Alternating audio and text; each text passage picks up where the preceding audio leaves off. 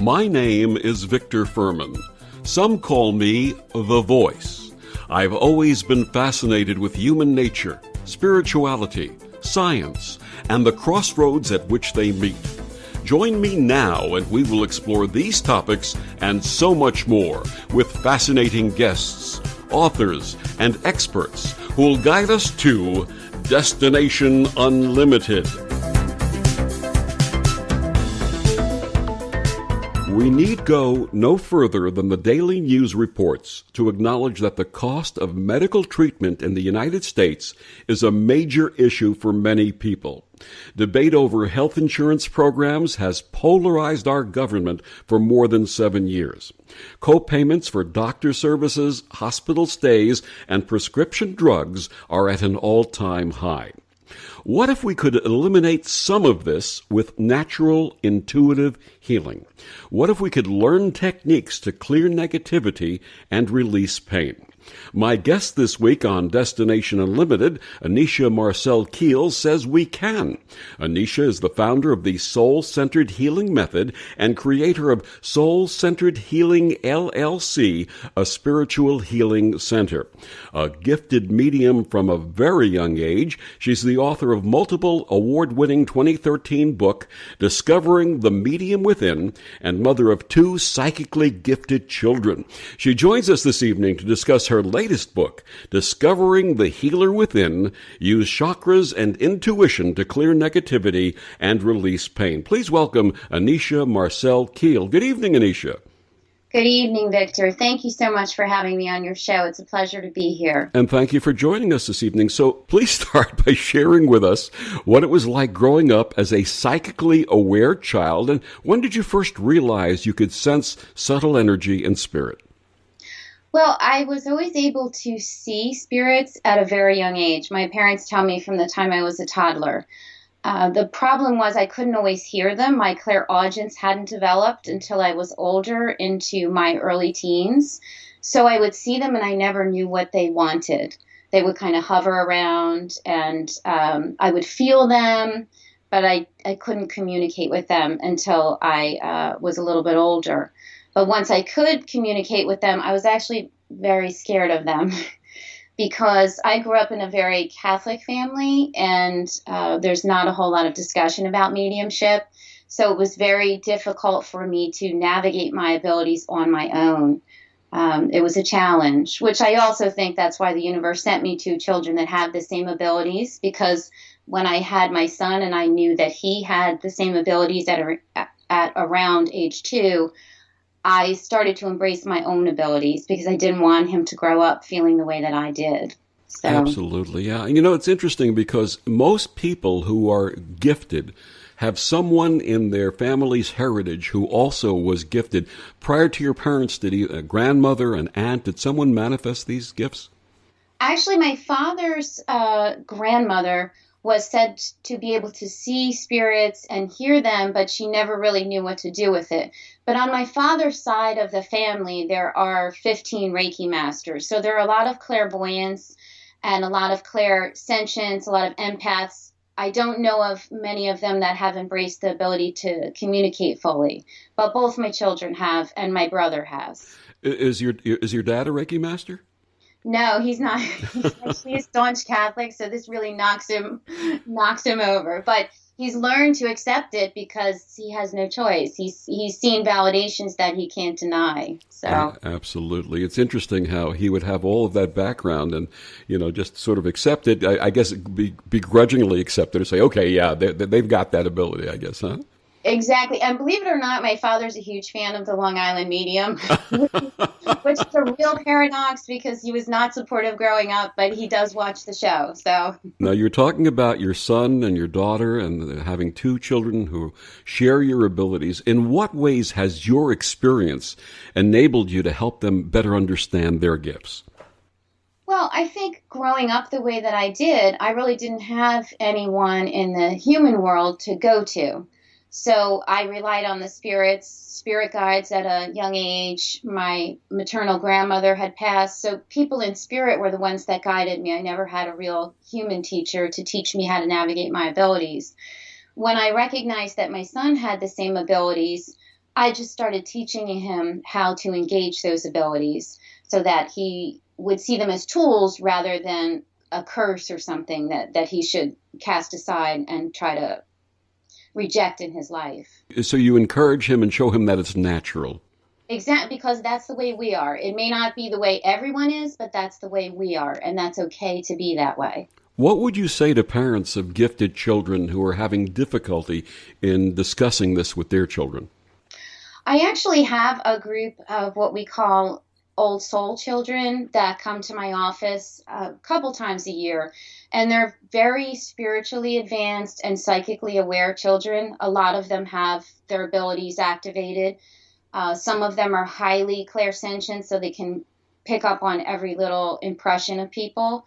And I run free workshops for their parents to come to help shield them, to teach. It's basically an education session for the parents so that they know how to help the children while the children are growing with their abilities. The children don't really need the class. It's more for education of the parents. And for parents who are not in your area or can't get access to the type of service that you offer, what would you say to parents listening tonight who say, you know what, my kid sees and feels and hears and experiences subtle energy and spirit. How do I respond to that? I would say do what you can to be supportive of them and don't try to change them. They are that way for a reason. They have those abilities because they're going to need to utilize them in some way on this earth, and do what you can to encourage them and support them. I can't agree with you more. As a child growing up, I was also very sensitive. And my parents had labeled me with an overactive imagination until one day I did something to demonstrate that it wasn't my imagination. And it changed their perspective. But by that time, I was older. And had I had the type of encouragement you're talking about when I was younger, it might have been more natural for me. So I agree with you wholeheartedly. Parents, it's so important. Nurture the gift of psychic ability in your children the same way you'd nurture any gift. If they're gifted artists or writers, or they have a tendency towards science, or whatever they're expressing an interest in, always encourage and nurture that, because that's what they're here to do. And so it's so important to keep that in mind. Now, your 2013 book, Discovering the Medium Within, was honored with a USA Best Book Award category winner, a gold medal winner in the 2013 Living Now Book Awards, and many others. What inspired you to write this book, and how does it empower readers to develop their own abilities?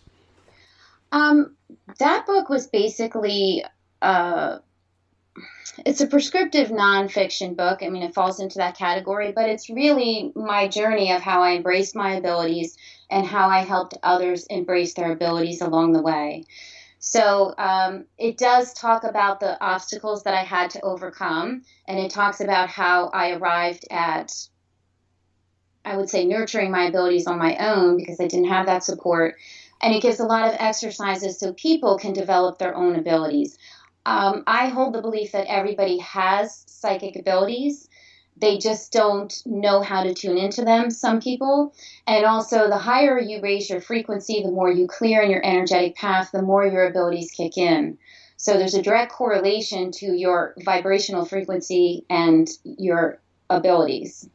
And not everybody recognizes that, but it's a fact. And just to show everyone how psychically gifted you are, you've actually answered two questions in advance, and you don't have any idea what my questions look like. And you've actually answered two questions in advance twice in a row now. So do me a favor, hold back a little so this interview can last entirely. I'm sorry? We're on the same wavelength. Oh, I know we are. I know it's direct connection. I know that. Because my next question was, do you believe everyone is capable of developing psychic abilities? And your answer was absolutely yes. What do you tell to people who are afraid of connecting with the energy? Well, sometimes people are afraid because there's previous life experiences that are blocking them from manifesting their abilities. A lot of people have that. And even people that don't believe in previous life experiences, they may have fears or outdated belief systems that they have to overcome to allow their abilities to manifest. So I would say that they need to get to the root of where that fear is coming from. Is it a belief system? Is it something that's happened to them? And once they acknowledge that, they can clear that fear and let go of it and move forward. Now, a lot of modern media, movies and television shows, etc., obviously are made to make people afraid of spiritual contact, and they wouldn't actually have any viewership if things were natural and peaceful. How do you address that? How do you tell people, you know what, it's really not about that? Well, this is what I tell people, because a lot of people do actually say, I'm afraid that if I open up, that I'll open up to something negative. Here's the thing. Your energy vibrates at a certain rate. You will attract energy that is at your frequency. The chances of you getting a demon or something horribly dark, as most people are familiar with that we see on TV, is very slim, because that energy is going to attach to something that's vibrating at its frequency or close to it. So the chances of that are not very high. And I try to tell people it's really a misconception. Even spirits that are doing hauntings and things like that, a lot of times they're just trying to let someone know that they're trapped in a place. Absolutely. That's the experience that I've had in the paranormal investigation work that I've done over the years. So nothing to be afraid of as long as you keep your vibration on that higher level. Right. Exactly. Absolutely. And how does someone protect themselves? What's your technique for sharing for protection? We do a couple of techniques. One of the things I tell people, and it's a very basic one, we use it with the psychic kids as well, is the bubble of protection. You put yourself in a colored bubble of whatever color makes you feel safe. It's basically bumping up your aura a little bit. Nothing's getting in and your energy's not getting out. In addition, I have my spirit guides that I engage before I do a healing session, things of that nature. Not everybody's comfortable with working with their guides. I also do a tunnel of light exercise, tunneling myself in light before I enter into a space that has strange energy or energy at different frequencies, that type of thing. Lots of wonderful tools from our guest, Anysia Marcell Kiel. She's the author of Discovering the Healer Within. Use chakras and intuition to clear negativity and release pain. And we'll be back with more of Anysia after these words on the OMTimes Radio Network. OMTimes Magazine is one of the leading online content providers of positivity, wellness, and personal empowerment. A philanthropic organization, their net proceeds are funneled to support worldwide charity initiatives via Humanity Healing International. Through their commitment to creating community and providing conscious content, they aspire to uplift humanity on a global scale. OMTimes, co-creating a more conscious lifestyle. Circle of Hearts Radio is a sanctuary on the airwaves. Join me, Grandmother Elia, in the circle on Sunday, 2 p.m. Eastern as I share information to both enlighten and nourish your soul. Hello! Join us, Lisa Berry and Michelle Carter, every Monday at 1 p.m. Eastern Time for the Mindset Makeover, What's Possible. Get ready to become present, clear and unstuck, and start living fully, led by your heart. While you listen and feel this transformation through vibration of word, sound, and song, you'll open up to what's possible and experience your shift. Hello, it's me, the designer jeans in the back of your closet. What happened to us? I used to summer in the Hamptons, and now I'm stuck behind a pair of sweats. Okay, maybe I never really fit you right, but I got a lot more Sunday fun days left in me. So take me to Goodwill, where I can really make a difference. Your donations to Goodwill create jobs, training programs, and education assistance for people in your community. To find your nearest donation center, go to goodwill.org. Donate stuff. Create jobs. A message from Goodwill and the Ad Council.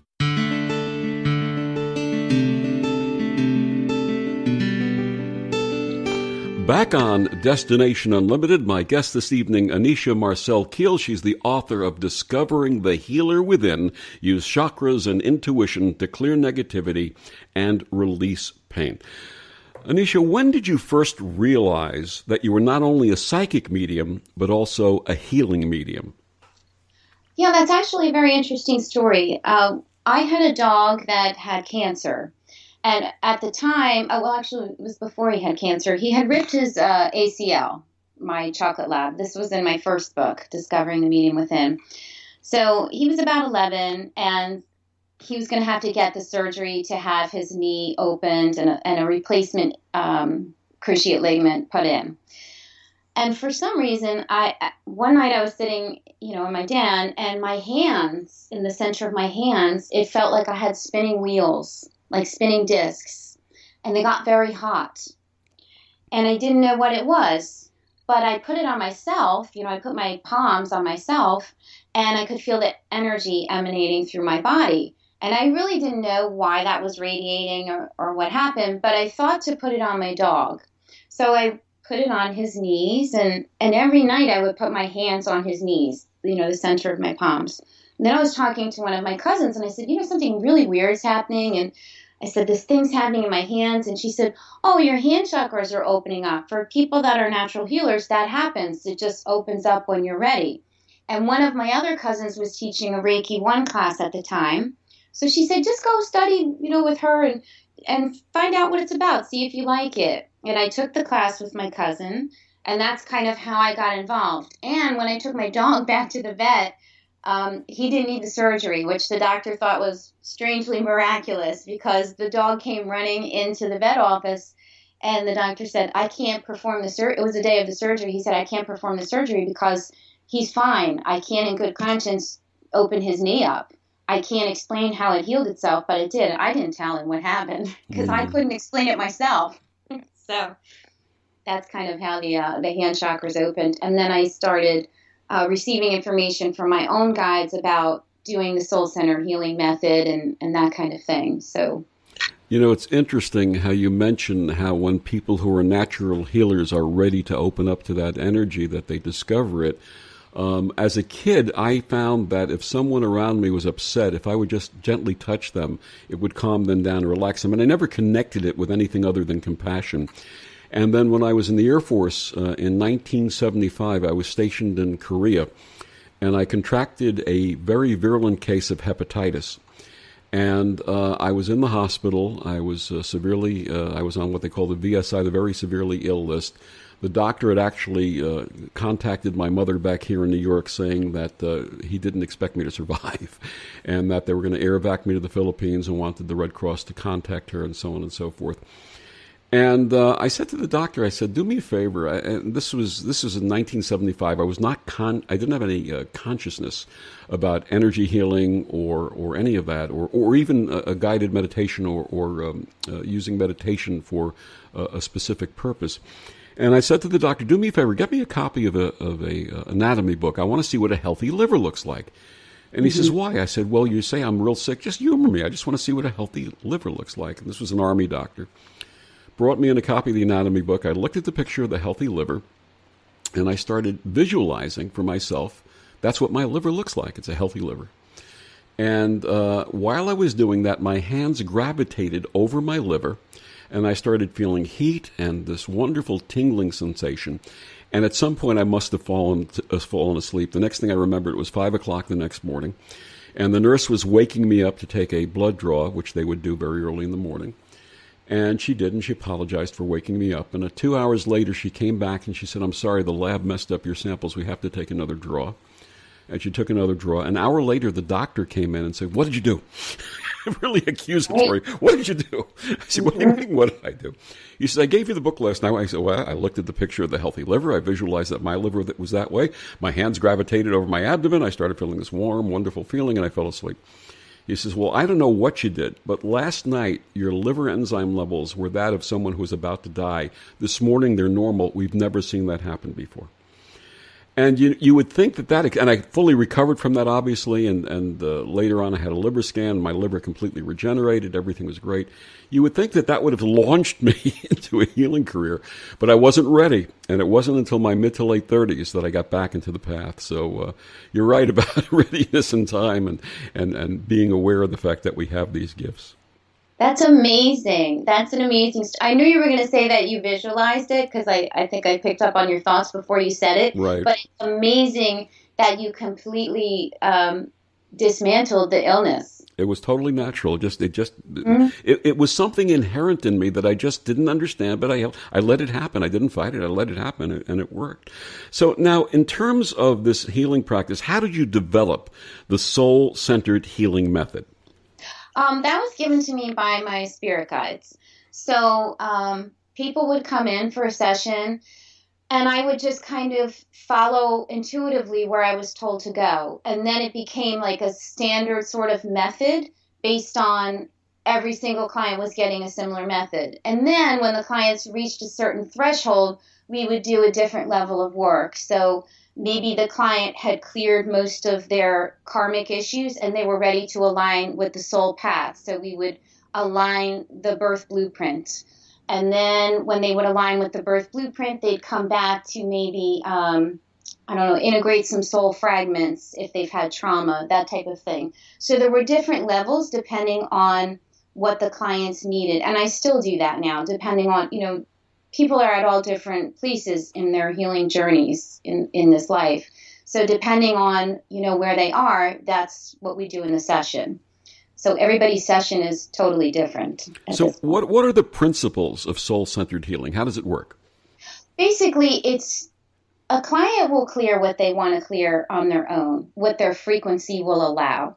So if you're struggling with something, maybe stress in your life, pressure in your chest, anxiety, you may be able to work with some of that on your own because your frequency will allow you to subdue some of that energy. But when you hit real blockages or serious manifestations and you can't clear them on your own, that's when you will come to someone like me and we'll address the root cause. I care less about what the person is manifesting and why it's there. That's the main thing. Like, okay, you have breast cancer. There's a ton of people that have breast cancer. You may have the same type of breast cancer that someone else has, but why you're manifesting it is completely different. I'm going to share something personal right now, which I hadn't planned on doing, but I think what you just shared is so important, and I think my little share will happen. My former partner, Judy, who passed away in 1998, had breast cancer, which had then metastasized to her brain, and eventually it was the brain cancer that took her life. And I was part of a wonderful 3-year odyssey with her, and a healing odyssey in which many wonderful things transpired. But it was interesting that when the breast cancer was first diagnosed, and she went for the initial treatments, and I met with her, and I said, why do you think this happened?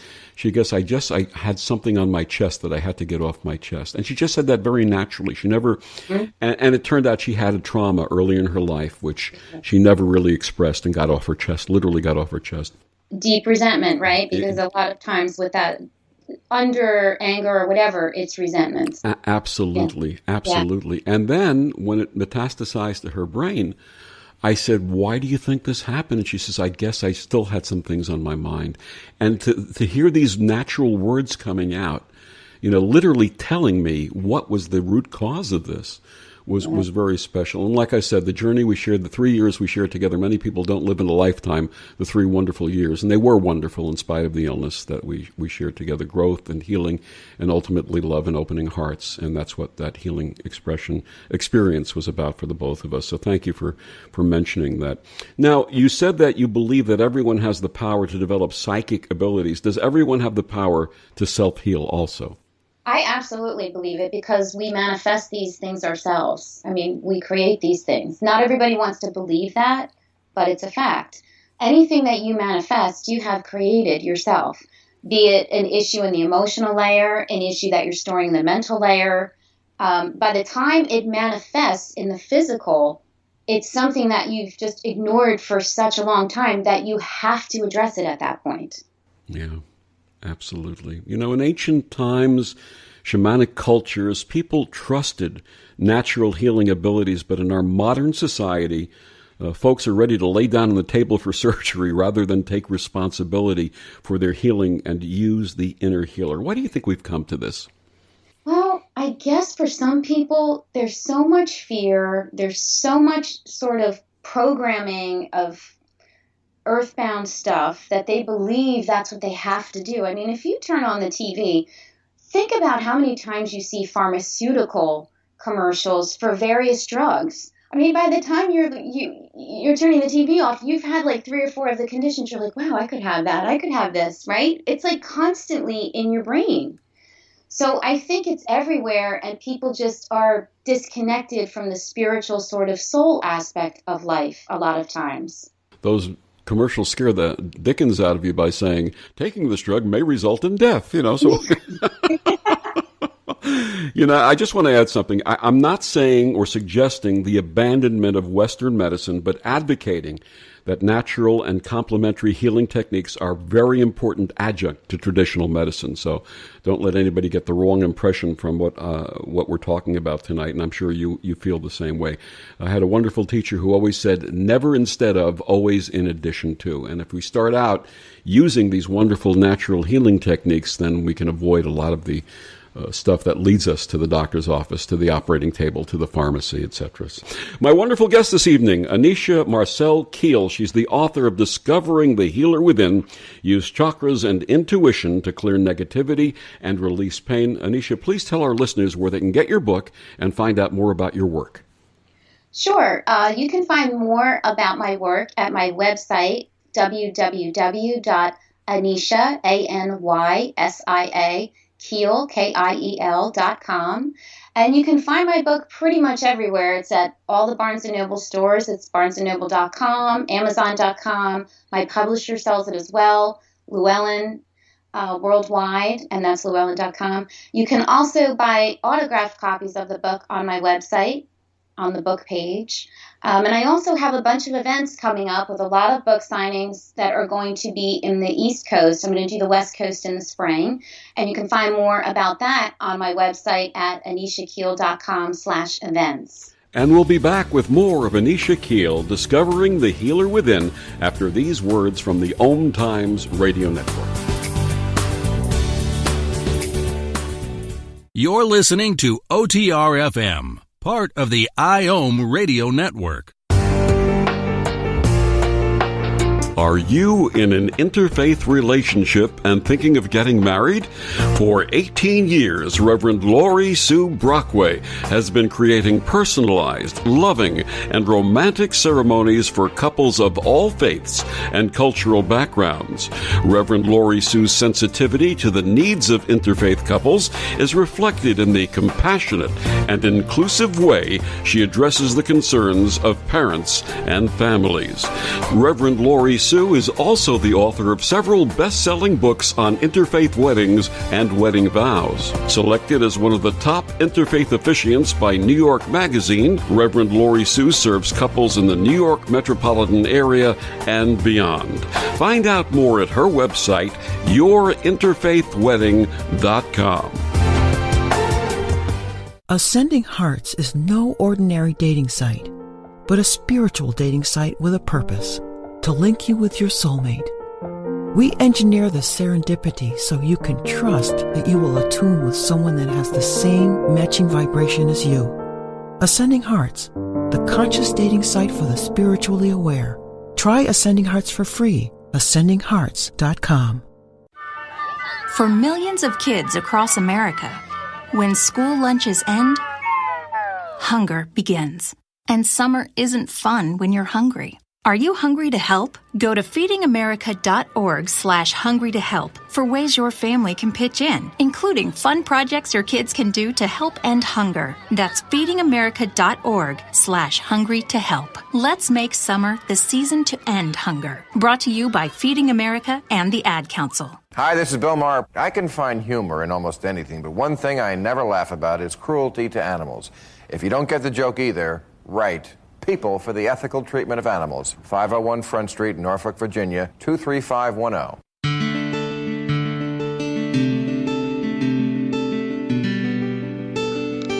Back on Destination Unlimited, my guest this evening, Anysia Marcell Kiel. She's the author of Discovering the Healer Within. Use chakras and intuition to clear negativity and release pain. Anysia, our human bodies are truly amazing. Built into each of us is the power to heal breaks and cuts in our skin, ward off infections, and really heal. In your experience, do people have the power to prevent or preempt illness? I believe they do. I don't believe that they remember they have that ability. Why? I think they are just so caught up in earthbound things that they're disconnected from a lot of those tools that are available to them. When do you think that shift in society? Because like I had mentioned in the earlier segment, ancient cultures and shamanic societies were very, very much into natural healing. And it seems that, when do you think the shift took place? Like in the Renaissance or later on? I don't know. I really don't know. And I also think it might be different for a lot of people. But I do see that people are waking up to it now. People are becoming very aware of it. But I think for a long time, people just were not aware that they could heal themselves or prevent things. And a lot of studies have shown that trauma impacts our health. How do you think that childhood trauma impacts health? Well, I think depending on the level of childhood trauma, there are a lot of different things that happen. The more intense the trauma, the more people can manifest and store in their energetic field. People can have trauma and not become aware of it until they're much older. They'll actually have blocked that out just as a coping mechanism, a cognitive coping mechanism. I see that with a lot of people. Then when they become aware, they let everything go. But until that time, that trauma, even though they weren't consciously aware, affected every choice that they made. For example, if someone had sexual abuse at a young age, they may not have remembered it until they were in their 30s, but that person always had fear issues, trust issues, that type of thing. They may have manifested some physical conditions connected to that. So trauma plays a very big role in how we heal ourselves. It also is one of the biggest releases when people do heal themselves. I have seen people clear very deep trauma and just expand tremendously. Do you see trauma as the root of most disease? No, I don't. I have to say it just runs the gamut, and it depends on how that person handles whatever their experiences are. I would say it's just experience in general and how they perceive it and how they store it. At the end of the day, if we really believe that everything happens between all of us, even the things that are traumatic or upsetting, they're actually done with love because they're made to help us grow, right? That's that general concept that we talk about sometimes. If we really believe that, then even the things that hurt us are actually in our highest intentions. But we don't perceive it that way, which is why we store it in our fields. Let's expand on that a little bit. Sure. So let's say as a child, for example, I was, this is a true story. As a child, I was a child scientist. I was an explorer. I was into things that I shouldn't have been into. And I had this penchant for taking appliances and taking them apart and unfortunately not having the experience to put them back together. And my father would get very angry, and his anger sometimes manifested in corporal punishment. And that corporal punishment was very, very devastating to me, even though it wasn't very severe or frequent. It still sent me running and hiding and wanting to be off this planet. So I have this childhood trauma implanted in me. Whether it was as bad as it seemed at the time or not is irrelevant. I took it that way. Right. And so that manifested in my teens and in my 20s and 30s in a tremendous amount of weight gain. And what I came to realize in my late 30s and 40s is that I was putting the weight on as an armor to protect myself. And I didn't really have that consciousness until my late 30s, early 40s. Is that something that you see happening? Yes, and I was going to say that the weight gain was to protect your root chakra because all of your fears were kind of running the show for you. And you just validated that as well. Yeah, I do see things like that. I do. It depends on, again, like you said, your perception, whether or not your father meant it to be that way. Maybe that's the experience that you were supposed to have so you could be very driven. Or maybe that's the experience you were supposed to have with your father so you could learn to stand up for yourself. You know, there's always like a soul agreement with every person that's involved with us. So, but that's how you perceived that up until that time, and then you addressed it and you were ready to heal it at a later time. And the interesting aspect of it, as part of my healing path, was that when I was in my 8 or 9 years old, my dad got sick, and he got really sick, ending up as an amputee and diabetes and stroke and so on. And at that point, when I was 8 and 9 years old, I became part of his healing team with my mom. And consequently, I really felt love coming from him when I was taking care of him.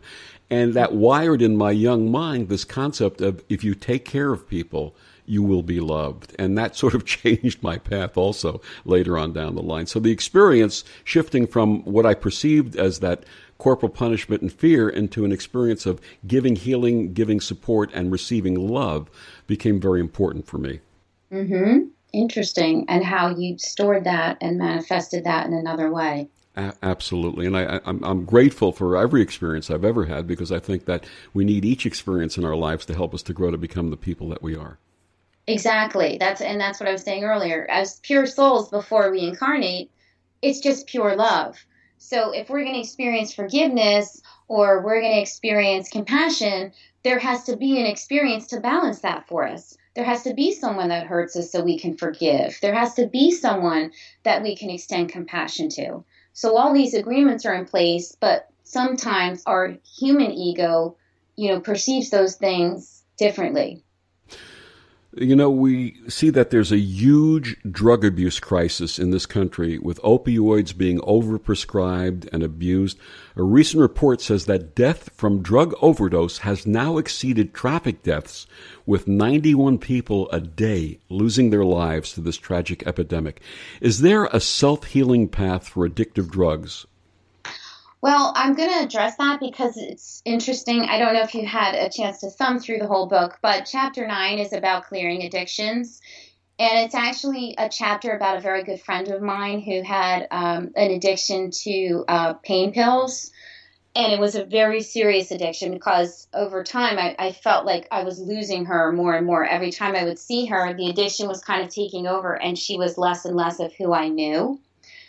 And I kind of put her feet to the fire and told her that she had to tell her father, and she went into a rehab and did get the help that she needed. But when she came home, she said to me, Anysia, I feel that there's like dark energy around me and it's always biting at my heels, trying to pull me back in. It's constant. And I feel like I have to do a clearing. I feel like I have to get rid of it. So she came and we did a clearing. And, when you have drug issues, there are imprints in your energetic field of, your energetic field is like a massive recording unit, and it records all kinds of things that have happened to you. So there is a little bit of that. And depending on where your energy is, if you vibrate at a lower rate, you can teeter into that. You can teeter back into that pattern. So we did a clearing. And we did get rid of the energy, and she has a wonderful life today. She's a beautiful soul, back to her old self with her 2 children and a wonderful husband. But it was a long road to get back there. And we wrote that chapter together because we talk about the energy of addiction. Addiction is a physical problem, but there's always a root cause of why someone gets involved with drugs. And there's also energetic issues. You can have energetic attachments with drug issues. And I don't think people really understand how difficult it is for people to overcome the drug issue because they're not addressing the energetic aspect of it. So by addressing the root cause of what's happening, the energetic root cause, we can see light at the end of the tunnel. Exactly. Why did they start using drugs? Is there an emotional thing happening that's never been addressed? A lot of times there are emotional issues that aren't being addressed. Can we fix that? Can we help the person and support them in that way? And when we do that, now they're vibrating at a higher frequency, and then the energetic attachment is no longer there. Fascinating. Just why do you think that in our world today there is such a dramatic increase in people who are abusing? I mean, more than ever before. Why? What's happening? Where's that pain? I've actually had spirits, because I don't know if you're aware, but where I live in Ocean County, we have a huge epidemic because this is a shore area. It's a resort area, and there's a huge heroin problem in our county. And I've had some people who work for the county that have come through the prosecutor's office, and also parents of kids that have passed. And the people in spirit explained to me that until we actually address the darkness that is associated with the drug addiction, it's going to pervade and it's going to persist because a lot of people turn a blind eye to it and they feel like, well, it's not in my family, I don't have to worry about it. But it is a bigger issue. It's a society issue. It's a dark issue. And we need to express that and bring it to light. When we educate people and bring it to light, now it's not dark anymore. Now it's a real thing, and we're taking care of it instead of brushing it under the rug and ignoring it, because that's what's continuing to feed it.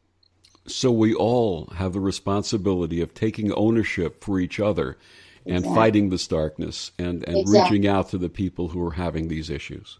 Absolutely. It's a much bigger issue than just the guy down the street who has a kid that has a heroin problem. He's connected to you whether or not you want to believe it. We're all interconnected. We are all interconnected. My guest this evening, Anysia Marcell Kiel.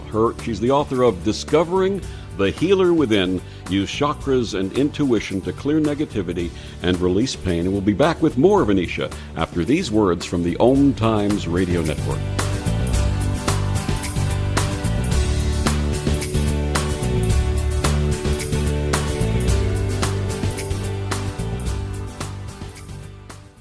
Humanity Healing International is a small nonprofit with a big dream.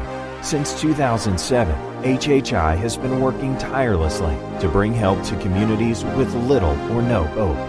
Our projects are not broad mandates, nor are they overnight solutions, but they bring the reassurance that no one is alone and that someone cares. To learn more, please visit humanityhealing.org. Humanity Healing is where your heart is. Change and growth are part of natural life, and also part of your spiritual life. Everyone needs support and guidance, especially during life passages. Upgrade yourself with the OMTimes Experts program. With OMTimes Experts, you have access to the best intuitive coaches, spiritual teachers, counselors, astrologists, and oracles. Our team was carefully selected so you can trust. Find out more at experts.omtimes.com.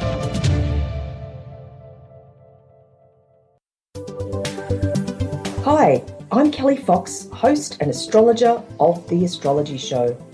Each week, I'll give you access to the current transits, which are a valuable tool that provide astrological information to help unlock the potential each of us has.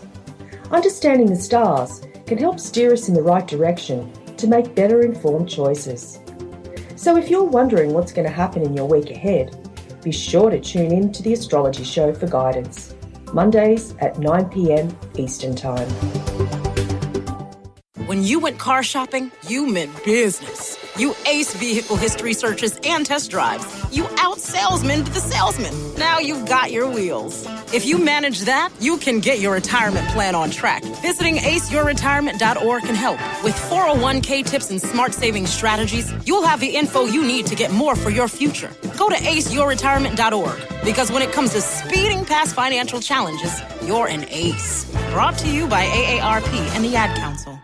Hello, it's me, the designer jeans in the back of your closet. What happened to us? I used to summer in the Hamptons, and now I'm stuck behind a pair of sweats. Okay, maybe I never really fit you right, but I got a lot more Sunday fun days left in me. So take me to Goodwill, where I can really make a difference. Your donations to Goodwill create jobs, training programs, and education assistance for people in your community. To find your nearest donation center, go to goodwill.org. Donate stuff. Create jobs. A message from Goodwill and the Ad Council. When I grow up, I want to be a new pair of blue jeans. When I grow up, I want to be a kid's first computer. When I grow up, I don't want to be a piece of garbage. And if you recycle me, I won't be. Give your garbage another life.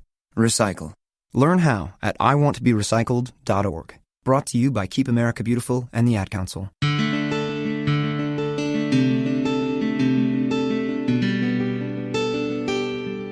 And we're back on Destination Unlimited. My guest this evening, Anysia Marcell Kiel, author of Discovering the Healer Within. Use chakras and intuition to clear negativity and release pain. Anysia, in a previous segment, we were talking a little bit about imprints. Now, what are karmic imprints? Where do they come from, and how can we clear them? Sure. Karmic imprints are things that we have from previous life experiences. So an example is a child that comes in with a very serious disease, an infant that's born with a very serious disease and consequently leaves with that disease or through that disease. That's sort of the exit strategy for that child. That is a karmic imprint. It was brought in with them from a previous experience.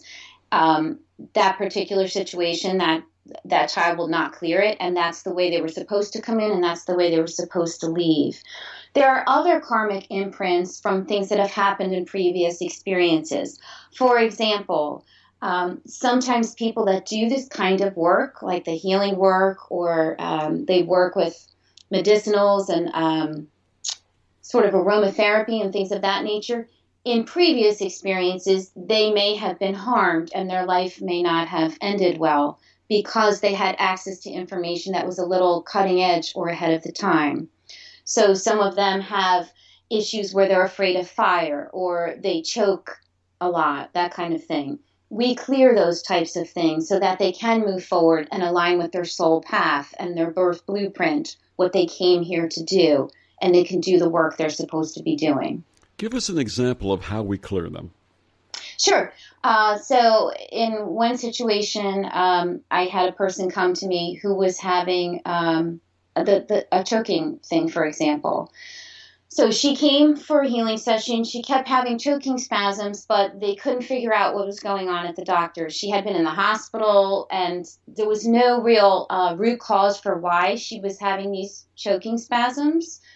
But she would wake up in the middle of the night having them. So she came to me and said, I don't know what's going on. She came, she was on the table, and as I put my hand over her throat chakra, I saw a previous experience where she was dressed in colonial attire, and she was being chased through the woods by other men that were on horses in colonial attire. And it was like watching a video. It was stored in her energetic field, and it was a previous experience where she was hung for being a natural healer. She wasn't a hands-on healer. She was like an herbalist healer where she would work with different herbs and things, like kind of a green witch, if you will, where she would work with different herbs and help people relieve ailments. Well, that was different for the time, and people were threatened by that, and they thought she was a witch. So we had to clear that in the session. So I called it to her attention, and consequently, she had had recurring dreams of that, like snippets of it, but she never was able to put the whole thing together. So we called it to the surface. We did a soul integration to integrate that part of herself that was still out there from that previous experience. We integrated that. We set free all the imprints, everything involved, and we forgave everyone involved because that is the way it was supposed to happen, or it wouldn't have happened that way. We set all the energy free. We pulled everything out by the root, sent it to the light, and we cleared it. That's and wonderful. She could move forward. That's wonderful. Did she pursue, just out of curiosity, a healing path after that? Yes, she's a client still, but she works with hospice nurses, and she's does Reiki and healing for hospice patients. She's usually called to be the transition person for end of life, to give them that peace so they can move forward.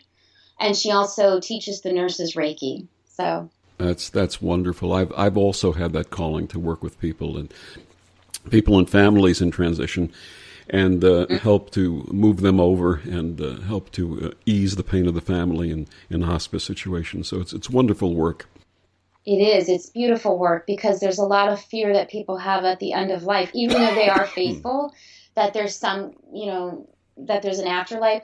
There's still the what if that a lot of people struggle with at that last moment. And they need people like that to just say, it's okay, just go, you're going to be fine. The other thing that I first experienced actually when my aunt was in transition is that families have a tendency to hold on to their loved ones and not want them to leave. And you can understand that, but they actually extend energetic tendrils, and these people are ready to go.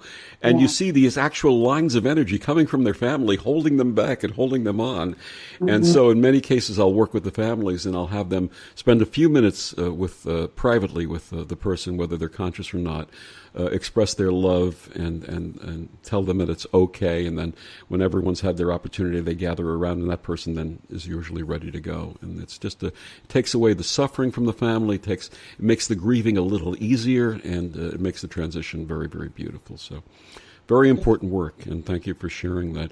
Now, how can we tell the difference between a karmic imprint and, for example, an ancestral trauma or illness carried in the genes? Well, an ancestral illness or trauma that's carried in the genes is usually a repetitive thing. So you'll see it in multiple lines within the family. For example, I'll use breast cancer again, because I have that on one side of my family, where there'll be maybe 4 or 5 generations of the same type of breast cancer manifested, right? That's less of a karmic thing. Karmic things are more individual. So like I expressed with that past client, that choking thing, that was not something that was carried down the line. It was something that was unique to her. The things you're addressing, the ancestral things, they're usually carried down the line. Certain manifestations, certain patterns of behavior that someone at some point in the family line is called to clear and change and break the chain and do things differently. And when they do that, they clear the energy for all the people coming after them, the younger generation, some of them that may not have arrived, and all the people behind them. That energy is now cleared and resolved. Because remember, energy cannot be created or destroyed. It can only change form. Absolutely. In some situations, we transmute it, right? So Absolutely. we clear it.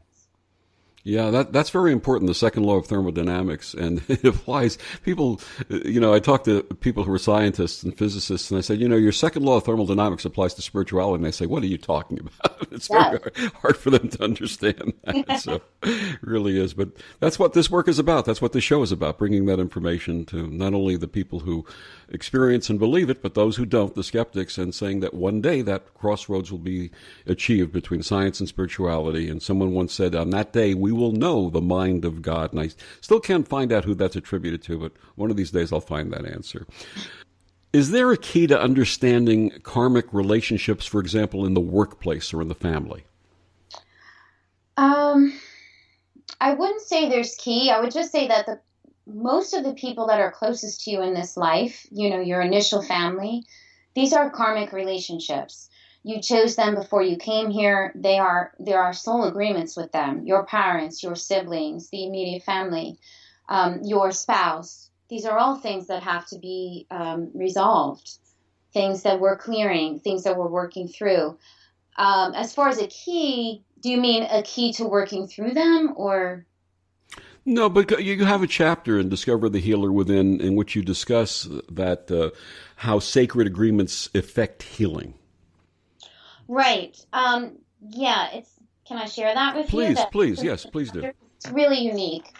So I had a cousin who had manifested a pretty serious breast cancer condition.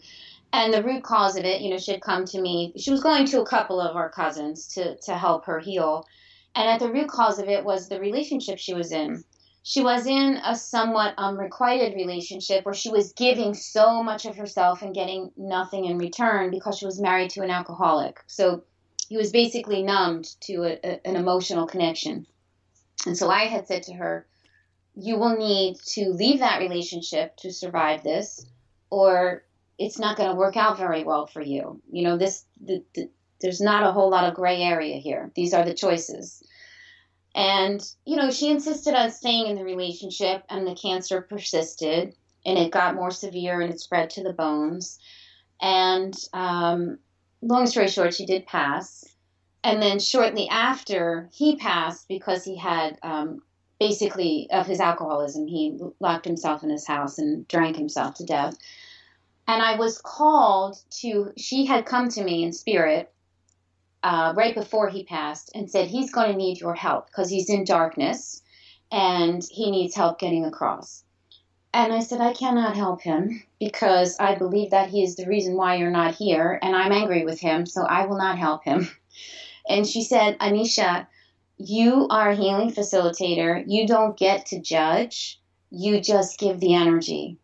And there's an agreement in place between us, and I had to honor that agreement. I was the person to give him love, and that's why I stayed where I stayed. And she said, so Please do me this favor and help him. So once I understood that, I had to let go of my own emotions because it really had nothing to do with me. And I did help cross him because he would have been stuck in darkness, because it was not a blatant suicide, but it was sort of a suicide because he intended to kill himself with the alcohol, do you know? So I did have to help him cross. And I learned about the agreement between people. Sometimes there may be spiritual healing that's involved. Not all healing is physical. And as healing facilitators, we help people, but we're not always privy to everything that's going on with them. And we have to just respect that. A wonderful lesson for healers of all ilks and methods, that we are there to do the work and not apply judgment, not apply our own opinion, and just be there for the highest good of the person that we're called to work with. My wonderful guest this evening, Anysia Marcell Kiel. She's the author of Discovering the Healer Within, Use Chakras and Intuition to Clear Negativity and Release Pain. Anysia, one more time, please tell our listeners where they can get your book and find out more about you and this work. Sure. You can find out more about me at my website, www.anysia, A-N-Y-S as in Sam, I-A, Kiel, K-I-E-L, one word, .com. And you can find my book pretty much anywhere in the U.S. It's, it's at Barnes & Noble. It's on Amazon.com, BarnesandNoble.com. A lot of independent bookstores are carrying it, and also Llewellyn Worldwide. Anysia, thank you so much for joining us this evening. This has been a pleasure, and I wish you well with the book and with your book tours and all this wonderful healing work and teaching that you're bringing to our world. Thank you so much. Thank you so much. I appreciate your time, and it's been a wonderful pleasure for me. And thank you for joining us on Destination Unlimited. I'm Victor the Voice Furman. Have a wonderful week.